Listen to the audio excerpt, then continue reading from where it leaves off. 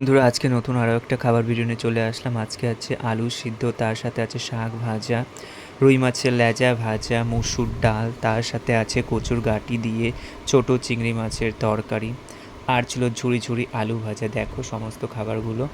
চলো এবার একের পর এক সব খাবারগুলো খাওয়া যাক। খাওয়ার আগে এখানেও আছে দেখো আরও খাবার যেটা রান্না করেছিল মাসিমণি আজকে মাছের মাথা ভেজেছিল, আর ছিল নিরামিষ তরকারি, দেখতেই পাচ্ছ। তার সাথে আছে মুরগির মাংস। মাসিমণি মুরগির মাংস রান্না করেছিল। মুরগির মাংস খেতে কিন্তু আমার খুবই ভালো লাগে, তার জন্য মাসিমণি মাংস দিয়ে গিয়েছিল। প্রথমেই খেয়েছিলাম শাক ভাজা দিয়ে ভাত। শাক ভাজা দিয়ে ভাত খেতে কিন্তু খুব ভালো লেগেছিলো। তারপরে আলু সিদ্ধ, আর ছিল মুসুর ডাল। আলু সিদ্ধ দিয়ে মুসুর ডাল খেতে কিন্তু খুবই ভালো লেগেছিলো।